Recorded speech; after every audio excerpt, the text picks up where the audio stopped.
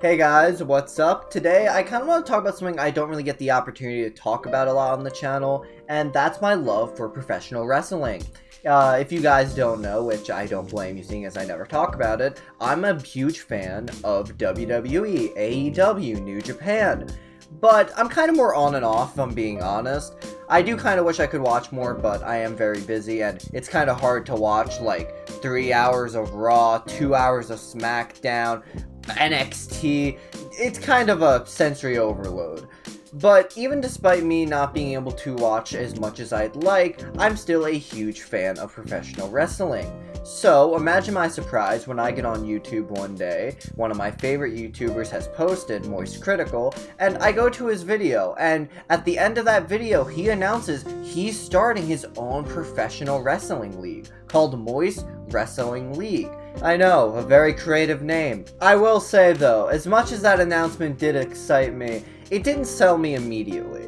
What did sell me though, is how he described it. He described it almost as if it was a mix of the Attitude Era of WWE, which is the most popular era for anyone who isn't a wrestling fan, and the cheese of backyard wrestling, which, if you've ever seen a backyard wrestling match, you will know is absolutely insane. So that did catch my attention, especially when he described some of the types of matches he would want in his promotion, which, one of them was awesome. It was like an electric chair match, where the wrestlers are throwing each other into an electric chair, and instead of a 1, 2, 3 count, it would be 1 lever, 2 lever, and then when that 3rd lever is hit, they just kill that character off, and then, oh, they could, like, revive them later through, like, a necromancer, which I thought was just hilarious. And that really did kind of sell me, because some crazy action like that is something I feel like we're kind of missing with modern wrestling leagues, like WWE and AEW.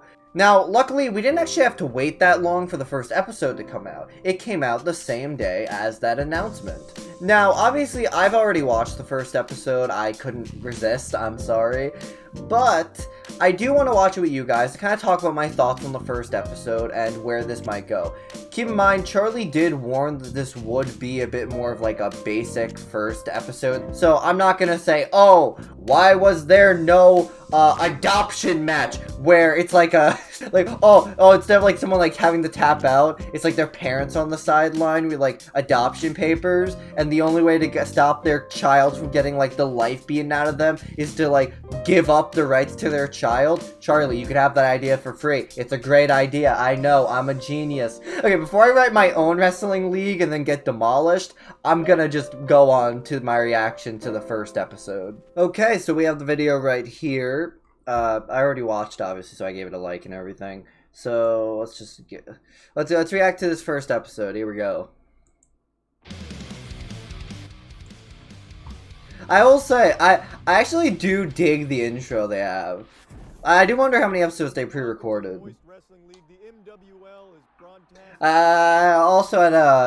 We really appreciate how Charlie shows how he's a true fan of professional wrestling. You know, the cowboy hat is a reference to Indiana Jones. Yeah, for all you professional wrestling fans.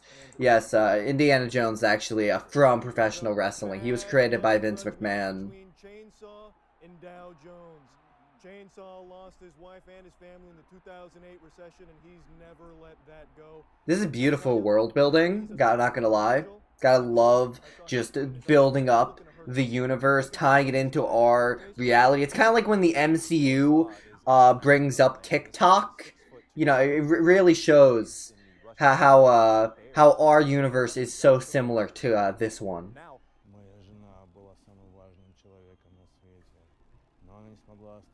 You know, okay, I know we're only like 1 episode in. I'm not gonna lie though, Chainsaw might be the best professional wrestler of all time. It's very close. Like, you feel for this man. You feel for this guy in his quest to get revenge for his fallen family. It's really like a classic story, I feel like. You know, the classic story trope called anime. You know, it's like Demon Slayer. You know, loses his family, and now he has to go fight the bad guy. This crowd is also fantastic. I'm not gonna lie. They sound like 100 people, and I'm very impressed. Yeah, I will say though, I don't know where this was recorded, but all the flags on the wall just remind me of like a high school gym.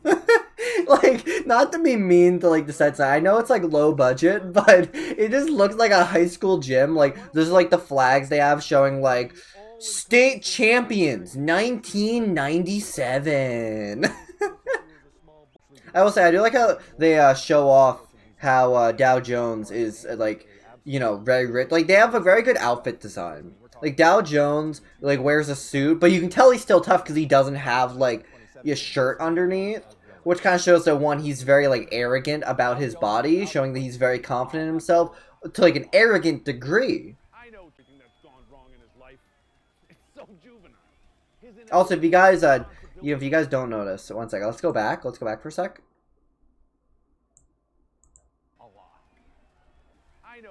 Okay, wait, look at this breast pocket. Look at this. Like, I like how they show off that he has money, that he's like Jeff Bezos, but with hair, and probably stronger. Of a real bull market. Okay, that was kind of a banger. I'm not gonna lie, that was a pretty banger joke. You gotta love the suit rip. That's great cheese. That is some great cheese. I love that. That's fantastic. Oh, and that death stare. Okay, wait. It's a great frame to pause on. Like, look at this character acting. Look at this character acting.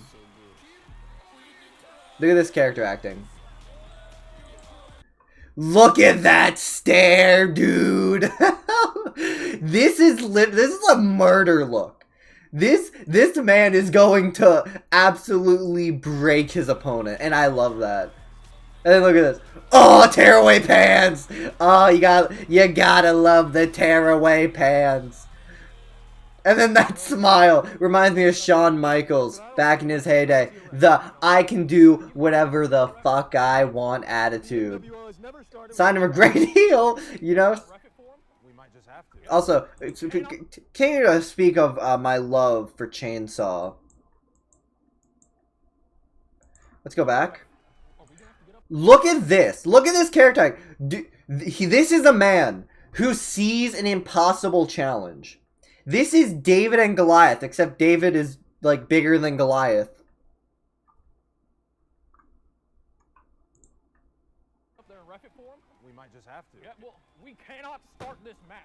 Also, another thing that I think they nail, and that I think a lot of backyard wrestling kind of doesn't do correctly, that I think this did well, which, you know, gives me good hope for the future, is they make the commentary team very likable. Like, even detaching myself from being a fan, like, these guys clearly have character. And these are guys we're listening to the entire time. They have to be likable. There are tons of people who will complain about certain eras of WWE just because they don't like the announcers, because they're unlikable. And that's completely valid, because these are people that are talking into your ear the entire time. Also, another case of good world building. I'm gonna be pausing a lot, so hope you're not mad. Again, I like how we're kind of taking this as if, like, this wrestling promotion has been going on for a long time. Yes, there's always going to be a bit of, what's the right word? There's always going to be a bit of kind of humble charm to being like, oh yeah, this is like the first episode of our new promotion. But building a storied history, by the way, great character acting. Building a storied history, I feel like, really makes these characters feel like they're lived in, and makes me care about the characters more. It's a different perspective on how to start a new company, but I like it. I really do like it. Also, again, the crowd always will carry. It reminds me of, like, Cena versus CM Punk. The crowd is a whole other dynamic in a wrestling match, and I really do think they have it here. They're small, but they're great. I'll say one of the few things I will criticize for this match. Clearly these guys are very talented, more talented than me. And maybe it's just because they chose two big guys. But I do feel like we could have gotten slightly faster speed. That was good. See, that was good. That was a good speed. But later in the match, they kind of slow down a bit too much, and I really hope that isn't like a thing we constantly see. That's a big issue I have with a lot of backyard wrestling. Yeah, safety comes first, but see, right now this is a good speed. But there is, even when like a match gets slowed, I do think, you know, you kind of have to keep up at a certain speed to make the hits feel realistic. These slams are really good though. Yeah, I love that. It's like a mix of John Cena's "You Can't See Me" and someone whose hands very sore after a long day of beating up a chicken. It's really nice that they tied in the 2008 financial crisis. Something that a lot of people are still suffering from today. It really goes to really make anyone who lived through that time relate with Chainsaw even more. I think that the crowd's pretty split between our two guys, which I don't really get. Don't get me wrong, I love a good heel, but Chainsaw's just too damn likable. Oh, see, that was a good kick. That was a good kick. Physicality at the start of the match is very solid. It's just where it gets kind of like later on, and clearly the talent gets a bit tired. I feel like that's when the match suffers a bit. But as of now, this is a good start to the match. See, the dogs are cheering in my background. Also, I'll be honest, I don't know how I feel. Okay, this is personal preference. I don't know how I feel that the first match of this league is without a proper ref. I do kind of wish that they did a bit more of a standard match. You know, because that's what Charlie was talking about. He was like, hey, we're going to do a standard match for the start. I don't know. Having a special guest referee isn't really standard. I get it. You want to introduce more characters and, you know, show the personalities. It works. It works well. But I feel like if you're going for a basic match, it doesn't work as much. But it's still great. It's still great. I think what Charlie tried doing is mainly just prioritizing the characters, and he did. He did that very well.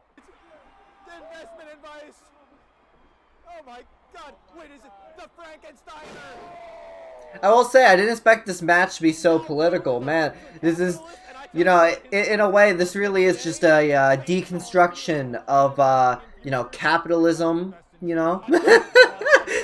Okay, that's as far as I'm going with that. Yeah, Moist Critical Charlie really wrote this to be a political commentary on the state of late-stage capitalism. Oh, jeez. This is the dirtiest thing I've seen in the NWL. Okay, I think it's a bit after this point where the physicality of the match gets a bit weaker. I think it's just because they get a bit tired. And don't be wrong, I think it's good for wrestlers to get tired during matches. Really shows they're going the distance. But I think it kind of gets a bit too slow to the point where the hits start losing impact, especially near the very end. I will say, this crowd is keeping me hyped, though. They're keeping me very hyped. Think of your wife in heaven. Great commentary, great commentary. Chainsaw's got the stamina to live through this, but Dow Jones has the power. He's got the curiosity. He's like a lion on a hunt right now. He can smell blood in the water like a shark or a lion who's entered the water to fight the sharks. Oh, you're damn right. Man, you know, speaking of all-time greats, honestly, you know I've been kind of praising him a lot. I think Charlie might be the best wrestling commentator since JR, not gonna lie. He's pierced the corporate veil, oh god! It's hard for me to do commentary, I'm getting absorbed into the match. Oh, okay, see, okay, wait, we're going back. You see, okay, this is where, like, about here is what I was talking about. I think the wrestlers are getting a bit tired. Look at that. That's not a good impact. See, that was a good hit. And then we get this. Okay, that was just a miss. That's fine. That was a bad... Okay, wait, sorry. Here we go. Okay, not that. That was just a bad camera angle. Again, that happens in all wrestling promotions. It's this next part that I think was kind of a weaker hit. Like, it was a very weak lariat. I feel like we could have gotten a bit better, I'm not gonna lie. See, that's better. That's better. That's what it should be. Again, for a first match, though, 1 or 2 mistakes I can't hold against them. That I can... See, again, a bit weaker right here. I'm saying again a lot. See, that was a good dodge. Then he does... that might just be a case of bad camera angle, but at the same time, you could have moved your leg a bit faster, you could have made it seem more impactful, and then we get a good impact there. It's weird, it's like... Okay, Yano, I think I know what the problem is. I think the problem is that they're really focusing on, like, the big impacts like this. Oh, that's brutal. So they're kind of overlooking some of, like, the smaller hits, which doesn't really work, because if the smaller hits look fake, they're gonna take you out of the bigger hits. See, look. See, right now, I'm out of the match. As a fan, I'm out of the match.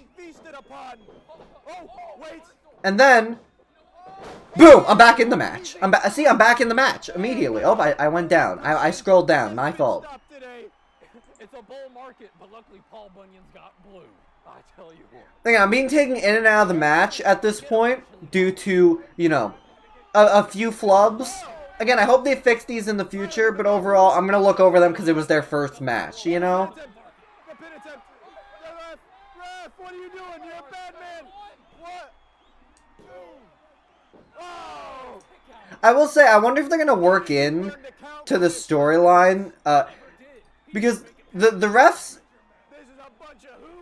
the refs getting, like, paid off by, what's his name, Dow Jones? Right, Dow Jones. He's getting paid off by Dow Jones. So I'm kind of surprised he didn't rush the count. I don't know if they're going to build it into a storyline later. I will say, the physicality is great. The physicality is great outside of those few flubs. I don't want to be too rude. Again, this is the first match. And I think for a first match, this is very good. This is better than your average, low-budget, backyard wrestling. Oh, great time to say that. By the way, anyone who's not, like, into wrestling, I hope you guys know, this, like, as much as you guys may think, oh, that's standard wrestling, this is a very impressive move. Like, there are professional wrestlers who literally will not do that move. That's how dangerous that move is. And this is why I can't be too harsh on them. Because, like, even though there are a few flubs, they are trying their hardest. They're giving it their all, and they are doing great work. Now, we all know Wall Street's corrupt. That's just plain evil. By the way, great special move. I will say, this makes me a bit curious, though. Because this guy's special move, as we're about to see, involves using a suitcase and slamming on his opponent's head. I wonder if this means that the official stance of the Moist Wrestling League is going to be that items are allowed to be used in wrestling matches. Or is this just like a rare case of, oh, there's a corrupt judge? Because there is a corrupt judge. You know, it's special guest referee. So this could be explained by that. But I do wonder if he's going to keep bringing this back, does that mean we are going to have ring legal items for wrestlers to use? Which I guess would count this as more of an extreme league rather than your standard professional wrestling league. This is more of an extreme professional wrestling league. Ah, sweet chin music. Here we go. Oh, miss. Oh, and a spear. Again, those are two of my favorite wrestling moves. I love a sweet chin music, and I love the spear. I'm happy we can get that back to back. Oh, I will say, another thing that clearly shows how well they understand professional wrestling. By the way, this is a great shot. Another thing they do that really shows how good they know wrestling is throughout the match, they build up his finisher, the chainsaw. And unlike WWE, where like finishers are used like 5 times in a match, which kind of causes them to lose a lot of their impact, as soon as Chainsaw uses his famous wrestling finisher, look at this. As soon as he uses the finisher that's been built up this entire time, it's game over. The match is done. They are protecting their talents' finishers, and I think that's great. It allows finishers to actually have impact. I think this was a very great basic starting match. Again, I have a few criticisms, but these are all things that will definitely, or at least I think, will be cleared up in later matches. And for a first showing, they did a great job. We are about to get a bit more showing. Here's the thing, this plays into, you know, how great the crowd was. Because obviously, you know, throughout this entire match, you've been like, oh, wow, the crowd's been really great. And then this guy comes up, and you're like, wait, Stock Market Bros? And then we get this completely crazy reveal. It's fucking NASDAQ! Like, bro, it's fucking NASDAQ! Like, this, and they build him up so well. If you guys didn't hear that, sorry, I'm talking a lot. Look how they build this man up. Look how they show how tough this guy is. Listen close.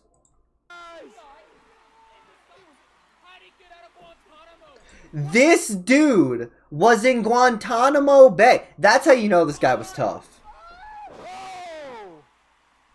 A stunner, you gotta love that.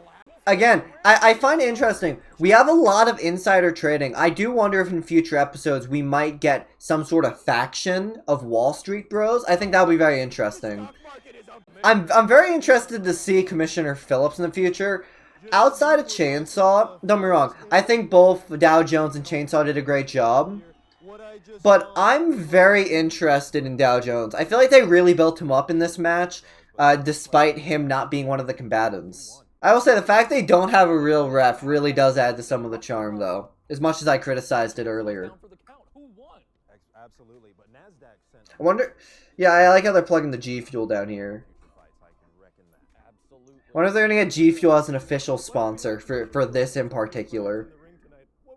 Maybe we get a chainsaw flavor. Again, I think that's a very interesting thing, because when... Okay, let's go back. Let's go back real quick. To early on in the match. I think it's right after... Where is it? Okay, here he is. So, when Commissioner Phillips is introduced, it seems like he's kind of introduced as a bit more of a heel. Who is that? So, I wonder if maybe we might be seeing a bit of a phase turn. See, we have a bit of a... This is my theory. This is all just a fan theory. But, you know, he comes in as a bit of a heel, and then later on... Where is it? I'm a chili dog. Later on, when we're about to get a pin, I don't even know. he doesn't immediately go to help. He doesn't immediately go to help the person who paid him off. He makes sure he's pinned down. It's like he's taking his job as a ref seriously. So I wonder if he might go from kind of a heel to more of a ref, especially now we can re-listen to his final words again. It seems like he kind of wants to do better as a ref. Like, he kind of fell in love with the position. Absolutely. Loud and clear out. Let's listen to this again. Why don't we have Commissioner Phillips answer for his crimes in the ring tonight? What were you thinking out there? You know, boys, I've been out of this for a long time and I feel bad. I'm clearly rusty. Next time we need a new real ref, but I gotta say, feels good to be back. Yeah, again, I wonder if we're gonna get kind of like a redemption arc. Like, he realized maybe taking money was wrong. He wasn't able to count as quick as he probably should have. Because again, that was technically a legal pin. That wasn't like that was a paid off pin. It seemed like he was trying to follow the rules best he could and realized he wasn't up to snuff. So I really hope this kind of leads to some sort of face turn. It feels good to be back. We might not always see eye to eye, but boy, does it... And again, he has respect for people he doesn't see eye to eye with. I think he has potential to be a standout of this league. And yeah, that's I have the stream on stream. I have the video on loop. So I found that very interesting. I think, this is going to be a very interesting league, and I hope they continue to improve. Again, some flaws with the first episode, but everything's going to have flaws in the first episode. Go back to the first episode of AEW. Go back to the first episode of Raw. There are always going to be flaws, but I think this is a pretty good starting point. But what do you guys think? If you guys don't know, I am actually a lifelong fan of WWE, AEW, which has been around for a year, so it's really hard to be a lifelong fan of that, but I make my do, and why am I such a snarky bitch? Why am I just a snarky bitch? Why?